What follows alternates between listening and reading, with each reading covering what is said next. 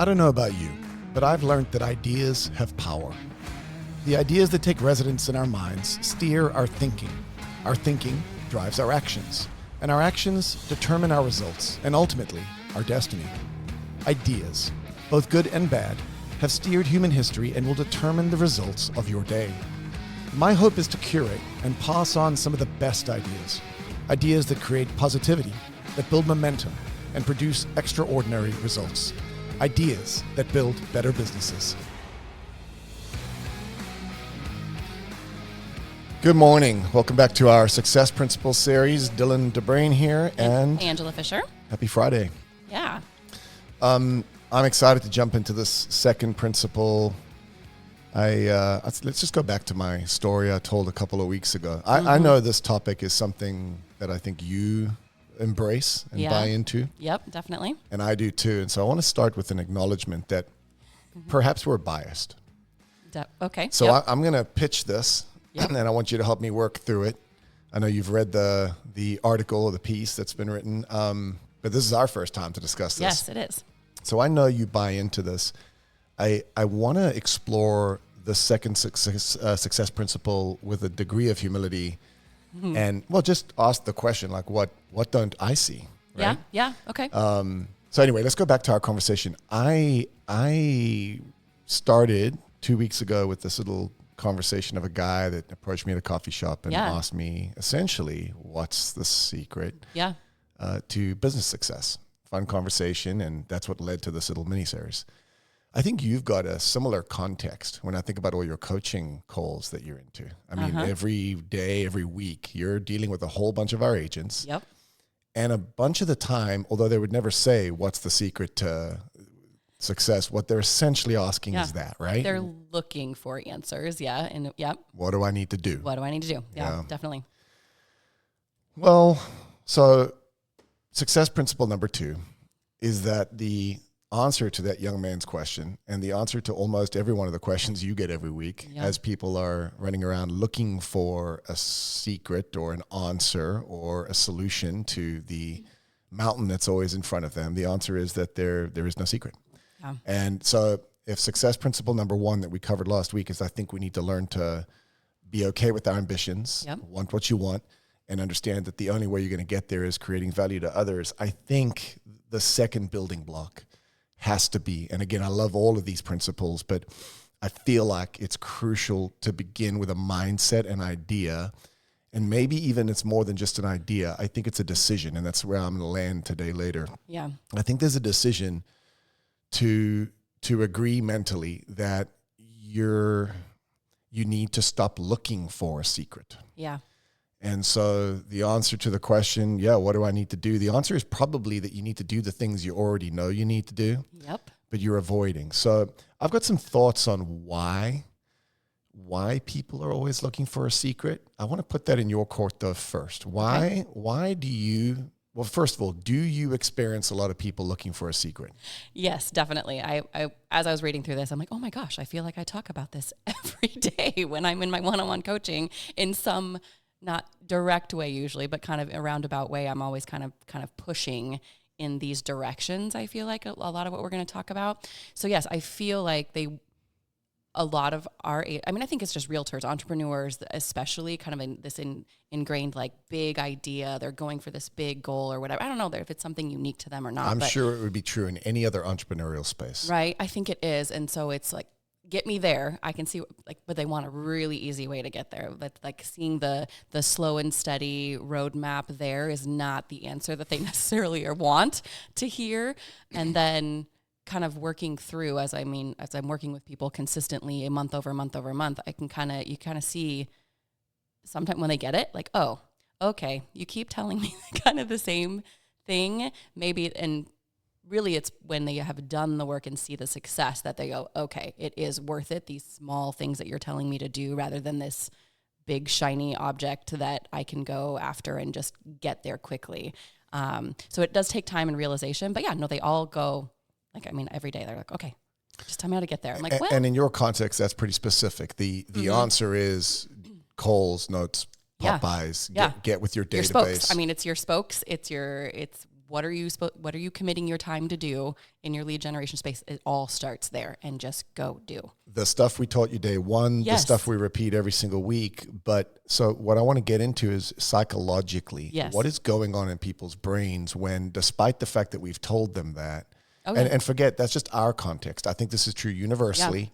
We are clearly wound to not want to embrace the simple answer that people that are ahead of us give us. Yeah. And this has been true in my journey of reading and learning and business growth. And I've seen this everywhere. I see it in physical exercise. I see it. Oh, yeah. The answers are all there. We tend to, I was going to say, it's just hard for us to accept those answers. Yeah. And I think we're wound to look for something magical or a silver Easier. bullet. Yeah. Easier may be the word. So Yeah. what do you think is psychologically going on that creates this circle that you're in where you're Yeah. constantly repeating the same things to people and then later on, years later sometimes, Yeah. they finally realize, wait, That those did simple answers in the beginning were actually the secret to success. A lot of time, I think it is the hard. I think it is the uncomfortable, hard things that they're actually afraid to do, and they're just constantly like, when I was reading this, I was like, the easy button. I think of the commercial with the easy button. They just want something that's going to get them more quickly. Yep. And me telling them, pick up the phone and talk to somebody and ask them this referral dialogue question, like that seems really hard. So I think it really is like a hard, Avoidance of hard. uncomfortable avoidance Yep. thing more than anything else psychologically. I 100% agree. So I wrote down 4. Okay. I pushed myself hard to think this through. Okay. The first was exactly what you just said. I think the first reason is that we're afraid of what's hard. Yeah. And obviously this isn't a critique of people. This is biologically natural. If you can find an easy way to do something, why wouldn't you? And I don't know, we're not still riding around on horses and buggies, right? So we found easier ways to Yes. do things. Yes. So if you can find an easier way, I guess why wouldn't you? Yeah. But I want to connect each of these to a word. You said easy button. I wrote lazy.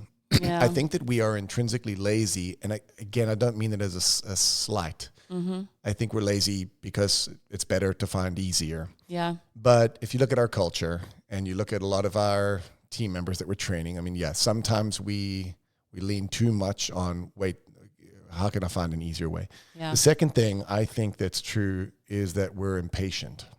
Yes, 100%. I think this is We want to see crucial. the results more instantaneously, for sure. 100%. And sometimes it's because we need instant results. Sometimes it's because we can't create a 10-year picture, and we can't believe that something could be that big in 10 years versus 1. Yeah. So we're impatient is my second word. The third is, and this is more psychological, and I don't know, I think it's right. I think that if the answers are that simple, it eliminates the opportunity for people to make excuses. I think there's something in the back of our brain that says, wait, like there's a reason I am not where you are. There's something I don't know yet. There's some secret. There's something. You're still hiding something. Maybe you're there's some holding trick. something back. 100%. Okay. And you get that when people that are ahead of you share the simple answers, and you get this look of like, wait, like That no. can't be it. What's the real answer? Yeah. I'm like, no. The real answer is goals, notes, and Popeyes. The real answer is show up, build a great leadership team, invest in people, put people first, build a great culture, and keep showing up and keep doing that. Like, no, that's the whole answer. Yep. So I think that what that does is it creates an opportunity for us to relegate our own responsibility. Yeah. Where I can. it's like, well, I just don't know the secrets yet. And if I did, then I would be where you are. Mm-hmm. So I get to keep making excuses. So I've got lazy, I've got impatient, and then I've got like avoidance of responsibility in a way. Yeah. And then I've got the final one, and I was thinking about this on the drive here this morning, and I think it's just a disbelief, maybe is the word, that I think in our brain, massive success must be connected to something crazy. There must be something magical or superpower that happened, and it's really, really hard to, and here's my best example of that, is the power of compounding. When we talk about compounding in finances, Yeah. there's something I remember sitting with my 6 and 7-year-old boys and showing them the compound interest chart of 2 people, one that starts investing at one age. This was from Rich Dad, Poor Dad. Yeah. And I think their minds, just like everybody else, we did it with our staff. Their Yeah, minds we are did. blown too. Yeah. I don't think our brains understand the power of compounding. And so I think when we see people that have had massive success, it's natural to presume it must have taken something massive for them to get there. When the reality is sometimes it's really just simple things done well consistently over time. Yeah. I think what I was just picturing when you were describing that was you look at them and you forget all or don't know their story well enough to know all of the hardship and all of the things and all of the small things that they did. You just see where they're at now and you're going, okay, yeah, that's not it. Like, yeah, I think it's kind of the last two that you said together. Makes me think of one of my all-time favorite videos, Like Him, Hate Him, Don't Care. Gary Vaynerchuk has a 10-minute, maybe an 8-minute video. You got to look it up. It's absolutely powerful. It's called Overnight Success. Yeah, okay. And it's a voiceover of him just saying that he keeps bumping into people saying, man, like, you just blew up. Like, it's so crazy. You're so successful. You're so lucky. I can't believe this happened for you. And all the while that this voiceover is going, there's videos of him Grinding. day after day after day doing Grinding. these videos, these YouTube videos that he was doing early on, hundreds of them, episode 950, episode 1000. It just keeps going. And then all of a sudden he's an overnight success. So I think I agree. People don't get to see all of the consistency and hard work that went in behind the scenes to get to the overnight success level. Yeah. So I think we're naturally lazy. I think we're impatient. I think we don't want to take responsibility for what needs to be done. And I think we just lack the belief that something so big could be accomplished by things so small. Yeah, I agree. I'm totally on the same page with you as you were walking through that. And I see all of that working with our agent. I mean, as far as like where they're at and their realization process for getting there. But yeah. So I want to be careful not to derail us today because I've got so many different ideas about this. So let's just nail this down. The first point here is that the principles of success here is to stop chasing something that is going to lead to your massive success and understand the answers might be more simple. The answers are probably already in front of you. And the best example for the secret is that there is no secret is weight loss. Oh. And I think that there's a multi-billion-dollar weight loss industry out there, and I will spend all kinds of money on all sorts of fitness equipment, but I just still want to eat the donut. And like I'm looking for pills and I'm looking for all sorts of secrets, and then I'm going to derail us here. But at the end of the day, it's real simple. There's two fundamental principles for getting the body that you want to have. One is you got to move more, you got to exercise, and the other is you got to control your intake. It's fundamentally that simple. You are what you eat, and if you don't exercise, you don't build muscle and they don't burn calories. And I just think that's such a powerful example, and I think it carries into every single other space. We don't want to. I mean, all the four reasons that I just gave: patience. Laziness, impatience. They're fundamentally the same things that play psychologically in the weight loss game. Yeah. Okay, so here's the derailing. Did you have something to add there? No, I don't think so. I really do think that's like the perfect example because, I mean, I've been prone to that. I know 100% I've been prone to that. And then, something in my mind was like, oh, okay, this is so much more simple than it is. And it's 80% intake. So just control what I eat. But I'm lazy. I don't want to do that work. I'm impatient. I want to lose the weight now. Yeah. I can't. It's unbelievable to me that in time, slowly but surely, that it could be that simple. There must be some new magical piece of equipment I need. Yeah. Which is ultimately a way to relegate my responsibility because really I don't need any equipment. I can literally just go on a run. Outside walk. I can walk. I can do push-ups. Yes. It's so simple. Yeah. Here's my curveball on this whole thing. Okay. So a week ago, I'm having a conversation. I won't name names, but man, it turns out that a guy that used to be in real estate with me, young guy, was always looking for, he was super entrepreneurial and he was really a bad realtor. But he was always looking for things. Yep. He was super techie and smart. Man, he's a multi-millionaire. Bitcoin. Oh, okay. He made it big on Bitcoin. Okay.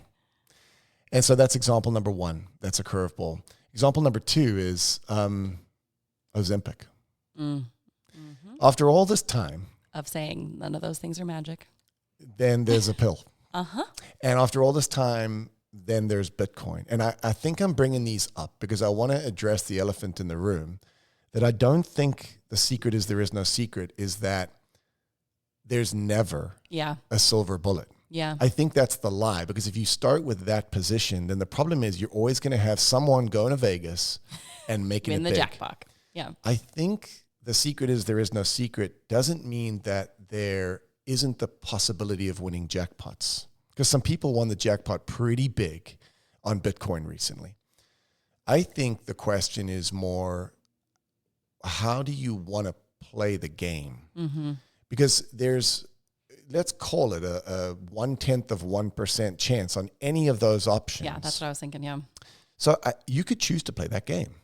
I could chase a whole bunch of silver bullets and maybe I make it big. And then there's an alternative option, which is to say, well, there's about a 98 or a 99% chance that if you just show up and do the unsexy hard work consistently over time, that you're going to make it big. Now, it might not be as big. You might not be a billionaire. But I'm going to be honest, like, I don't think I have any ambitions to be a billionaire. I really want a van. I really want to have comfort. I want to be able to do the things I want to do with my family, and I want to be able to make a difference in the world, but I don't need a B to do that. I'm pretty good with an M, right? So I guess my point here is one of the big things that derail this principle is examples. Those one-off examples. Yes. So and true. I think I see this in our people. I think just like you, I get to meet with people and I see them stare up the mountain. And I'm like, no, the path up the mountain is like just constantly just 10 steps forward at a time. Yep. And then I see in their minds sometimes they're like, yeah, but I've seen this or that happen. And so I think there's a mind game. There's a decision that has to be made. And I think it's a strategic decision that I'm going to, well, and let me say one more thing and then give me some feedback on all this. I think there's a cost to chasing silver bullets. So one, there's an odds decision that you need to play. Do I want to chase something magical and hope? Like maybe I could become an all-star, whatever, and play in the NBA. Or I can play this really unsexy game of like working really hard, getting good grades, getting a great job, working my way forward, or maybe starting my own business. And I mean, one sounds a whole lot more fun. Yeah. But we know what the odds are, especially for if you're under 6 foot. If you really don't have the athletic. Yep, got it. Yeah, I guess I'll land there. I think there's a decision to be made. I think that the examples that are out there create significant confusion in people's brains. So yeah, what's your feedback on that? Yeah, how do you see this with our people as well? Yeah, and I think, I mean, societally, we see that 0.1% more. So when that's what we see more, that is like it's naturally visible. Where our body like wants to go, right? Like I was just saying earlier, where you see the success, you didn't see all the hard work. Our culture idolizes the overnight successes. It really does. So that's I think that's why it really is. I was thinking of the word commitment to not being in that, okay, maybe space, that 0.1% chance that I do hit the jackpot or whatever. It's really the commitment to doing the things that'll get you there. And then I guess in our space, Buffini, I was specifically thinking, Buffini calls that kind of shiny object syndrome when he's like coaching you through the 3 C's and calls notes Popeyes or whenever. He's like, agents tend to they always want to go towards the shiny object because that seems like the next best solution that's going to get you there more quickly when it is really just about the fundamentals. So in our space, it is just like that constant, like I float, like I want to go over here. I want to try this. And entrepreneurs are probably naturally wound towards that. I feel like we are. I mean, I did not see this in teaching, really. I mean, I don't know. Like, I mean, in that job, in that role, there wasn't as much of that going on I think it is unique to our space in this business. Yeah, what I wanted to communicate, and I lost my thoughts earlier, is the cost of chasing silver bullets. It's that for every hour, minute, day, week, month, year that you spend looking for something magical that maybe solves the problem, there is a chance that you do find something amazing, I guess.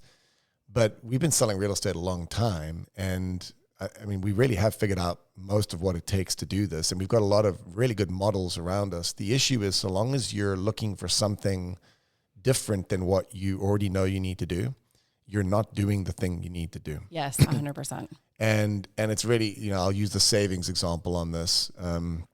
for every day. I mean, the principle, if you talk to Buffett, the principle, the first principle of success with money is never lose capital.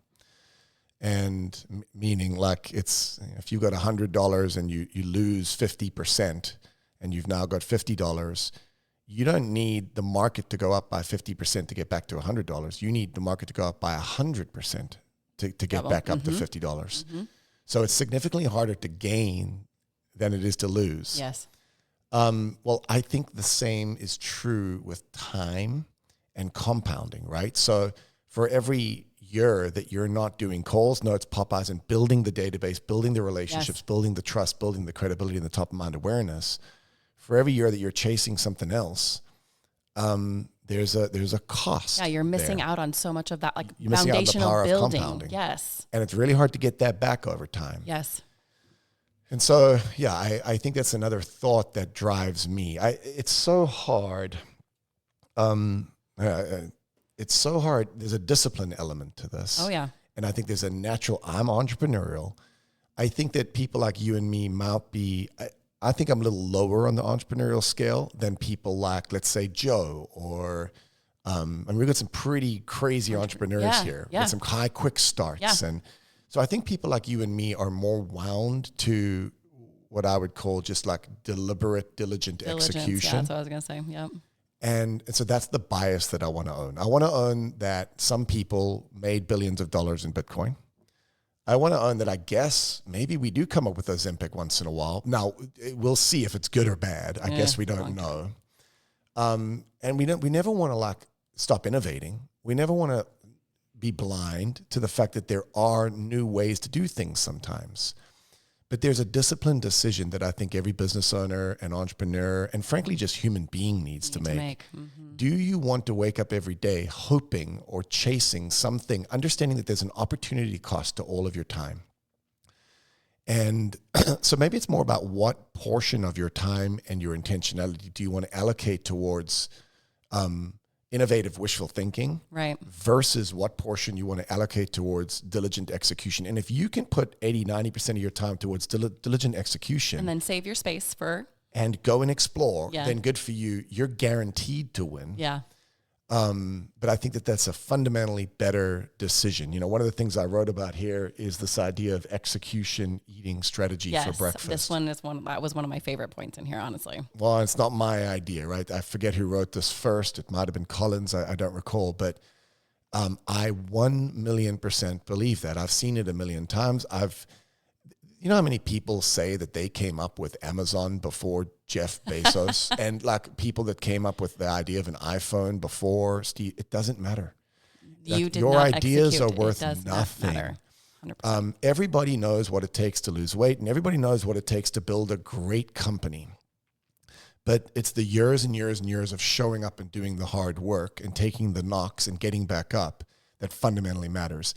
And so a B grade or even a C grade plan, well executed, is almost always going to outperform the world's best plan with sloppy execution or frankly no execution. Yeah. And so I think this is the crux of the matter, is that so many people are spending all of their time and energy running around trying to chase the best idea or the perfect plan or something even better than what I could do, and what they're at the cost of doing the thing today that would guarantee your success in the long term. And I don't want to tell people how they should live their life. I know how I've chosen to live mine. And these are my success principles. So I get to pick. Yes. My decision on this is that I've looked at all the silver bullet options and I've looked at all the things and I've gone, you know what? It's going to really hurt when I found out about some guy that's made $1 billion in Bitcoin. But it hurt for about 12 seconds. And then I was like, you know what though? I'm winning. Yeah. And I'm winning a slow game, a tortoise game, but there's no version of my game that I don't win. Yeah.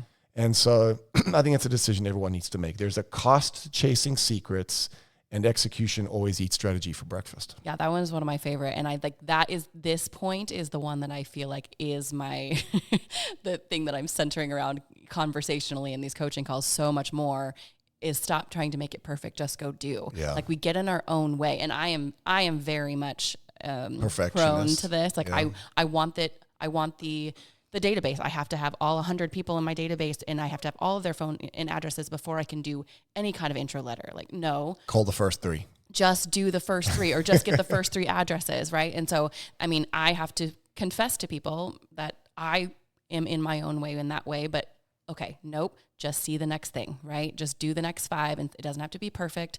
Your social media strategy and your video strategy and all of those things doesn't have to be this perfectly laid out plan. Like, stop talking about it, stop strategizing, and just start going to do it. And then I think you'll realize it does get easier when you just start doing, because that's when you like kind of get over the uncomfortable or hard, when you just start going to try it. It gets easier when you start doing. Yeah, it really does. Why? I think, well, one, you realize it's not as hard as you thought it was, right? I feel like this is like the eat the frog or eat the elephant. How do you eat an elephant one bite at a time? Like all of that. It's not as hard as you thought it was. One, that picking up the phone and calling somebody, like they didn't yell and shout and scream at you, most likely. Like they wanted to talk to you. Or they did and you survived. Yeah, I mean, and it wasn't so terrible. Yeah. So it wasn't as hard as you thought it was. And then I think you do actually start to see success with some of the small things. And then you're like, okay, this did pay off. Okay, these do make more sense. So I think those are the two. When you just start executing, you'll start seeing both of those things. Yeah, it's such a brain hack. Oh my gosh. I'm learning that more and more. I'm spending a lot of time in what you'd call evolutionary psychology. Just really the game of understanding that our brains have been hard-coded and wired over millions of years, and they're just, frankly, ancient. Yeah. Our bodies have not evolved at a pace anywhere near matching our technology and our minds and our society. And so it's like we're running 2025 software on a really, really old computer. And so every day is a fight to overcome our brain's natural inclinations. The prime example I always use, I was having this conversation yesterday, is our brain is wound to be worried about tigers jumping out of bushes that are going to eat us. Yeah. You know, there's so few things that actually eat you today. There's very few ways to get eaten. Yeah. But our brain is still running around acting like we're going to get eaten. And so we treat the fact that we might, I don't know, what's the biggest? We might lose our job. But normally it's not that big. Normally it's just like someone gave us a funny look and maybe they don't like us anymore. Yeah. And our brain or the phone call didn't go great and they laughed at you. Like, I don't know. And our brain is pushing out cortisol and we're running into our amygdalic state as a function of something that really has just no real bearing on your well-being. And so, I think so much of life is a game of hacking that system.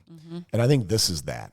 I think this is 100% that we're naturally programmed to look for something super duper. I think every day there's a discipline to waking up and deciding to do the hard thing and to be patient, which again is not a natural thing. And to just buy into the idea that maybe, just maybe, the answers are all already there. And that's the final point I'll make here that, again, I think I made in the piece that I wrote. I think one of my all-time favorite sayings now is that when the student's ready, the teacher appears. By the way, was that in here? Yes, it is.